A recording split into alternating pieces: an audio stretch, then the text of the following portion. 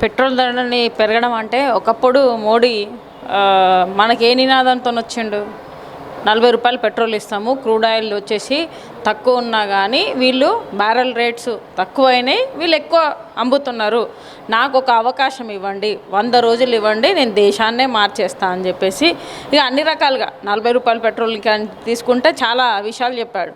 మరి ఈ రోజున ప్రభుత్వం అధికారంలోకి వచ్చిన తర్వాత ఎంత చేశాడు? ఏకాఏకన పెరిగిపోయింది, 106 అట్లా వచ్చేసింది. ఇప్పుడు చూసుకుంటే మళ్ళీ పెరిగింది.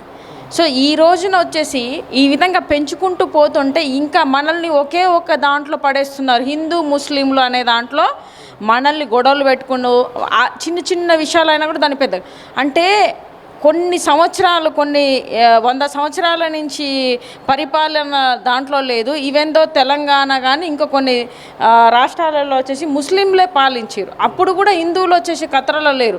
బట్ ఇప్పుడు హిందువే పాలిస్తున్నా హిందువులకు ఖతరా అని చెప్పేసి అంటే ప్రాబ్లం ఉన్నది.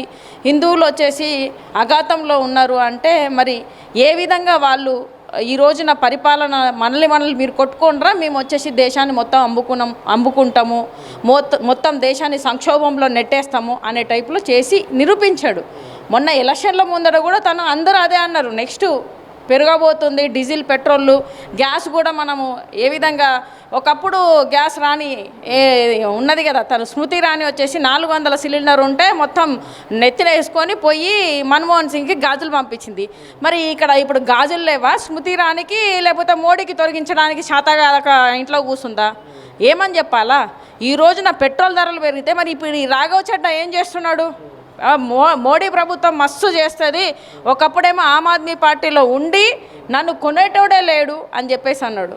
నన్ను కొనాలి అంటే యుగాలు పడుతుంది అన్నప్పుడు ఇప్పుడు మరి ఈరోజు ఆ ప్రభుత్వంలోకి వెళ్ళిన తర్వాత మోడీ ఏం చేసిండు? నోట్లో సమోసా పెట్టిండా, ఇంకేమన్నా పెట్టిండా?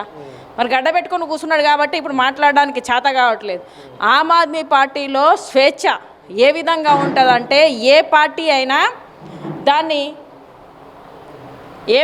అయినా అన్యాయం చేస్తుందంటే దాన్ని ఆపోజిషన్లో ఉండి ఖచ్చితంగా మేము మాట్లాడేంత ఇది ఉంటుంది. సో అలాంటిది ఈ రోజున చెడ్డ ఎన్నో మాటలు మాట్లాడి ఈరోజు చెడ్డ గడ్డ పెట్టుకొని కూర్చొని మాట్లాడలేకపోతున్నారు. ఢిల్లీలో వచ్చేసి రేప్ కేసులు జరుగుతున్నాయి, పెట్రోల్ ధరల మీద జరుగుతున్నాయి, నీట్ ఇంతమంది యువత, జంజీ యువతను వచ్చేసి చాలా రకాలుగా నేను పెద్ద మంచోడిని, నన్ను ఈ ప్రభుత్వం ఇట్లా చేస్తుంది అనే టైప్లో చెప్పిండు. మరి ఈ రోజున జంజీ బ్యాచ్ వచ్చేసి ఎగ్జామ్స్ రాసి పేపర్ లీక్ అయ్యి సంవత్సరం వాళ్ళ లైఫ్లు స్పాయిల్ అయిపోతున్నాయి. మరి ఎందుకు మాట్లాడడానికి రావట్లేదు?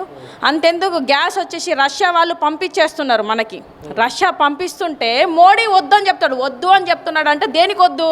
ట్రంప్కి భయపడుతున్నాడు కాబట్టి ఈరోజు వద్దని చెప్తున్నాడు. ట్రంప్ వచ్చేసి ఆర్డర్ ఇవ్వలేదు మోడీకి. అంటే మన దేశంలో ఏదైనా పెట్రోల్ కొనాలన్నా, డీజిల్ కొనాలన్నా, ఇంకేది కొనాలన్నా, గ్యాస్ కొనాలన్నా ట్రంప్ ఆర్డర్ ఇస్తే మోడీ పనిచేస్తాడు. మోడీ కీలు బొమ్మగా ట్రంప్ చేతిలో మారిండు. ఎందుకు అంటే అదానీ కేసు ఆయన దగ్గర ఉంది, అదానీ వీళ్ళిద్దరు చెడ్డీ దోస్తులు. ఇక మీద ఇటు చూసుకుంటే వచ్చేసి ఎఫ్స్టీన్ ఫైల్లో వచ్చేసి మన నరేంద్ర మోడీ గారు, విశ్వగురు గారు ఉన్నారు.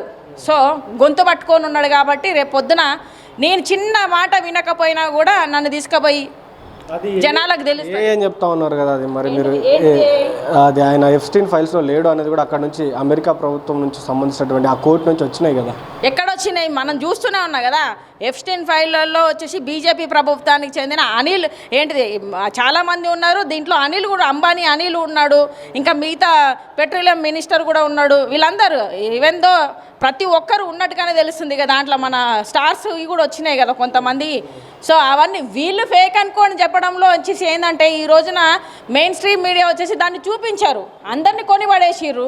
ఈరోజు ఈడీ, సిబిఐలు, అదేవిధంగా పోలీస్ వ్యవస్థ, అన్ని వ్యవస్థలు వచ్చేసి వాళ్ళ చేతుల్లో ఉన్నాయి కాబట్టి ఈ రోజున వాళ్ళు ఖచ్చితంగా వాళ్ళు అదే అనుకుంటారు. ఈరోజు ఎవరైనా మోడీకి వ్యతిరేకంగా ఏ పోస్టు పోయినా దాన్ని తీయడానికే ప్రయత్నం చేస్తున్నారు. మోడీ సెల్ మొత్తం దాన్ని తీయడానికి కానీ హిందూ ముస్లింల మధ్య గొడవలు కానీ కొన్ని జనాలకు ఏంటిది భయభ్రాంతులు చేసేటి మాత్రం వాళ్ళు చేసే స్కాములు మాత్రం వెంటనే స్పాయిల్ అయిపోతాయి.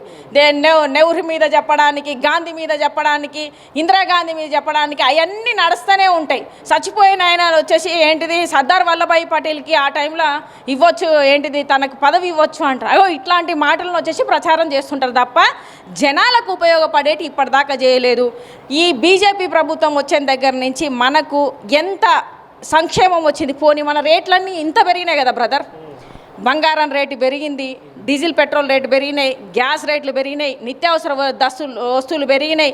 తిండి దగ్గర నుంచి 50 రూపాయలు ఒకప్పుడు పప్పు రేటు ఉంటే ఈరోజు వచ్చేసి 200 రూపాయల దాకా వచ్చింది. మరి ఇన్ని మనం ట్యాక్సులు కట్టి ఇంత పెరిగినా కూడా కొనుక్కొని మనం ట్యాక్సులు కడితే ఈరోజు దేశ అప్పు ఏమైనా తగ్గించిందా? అయినా డాలర్ రేట్ ఏమైనా తగ్గిందా? లాస్ట్కి వచ్చేసి ఏది మన ఆఫ్ఘనిస్తాన్ కానీ అటు సైడ్ వాళ్ళవన్నీ ఇటు సైడ్ చూసుకుంటే మన నేపాల్ డాలర్ రేటు కూడా తగ్గిపోయింది.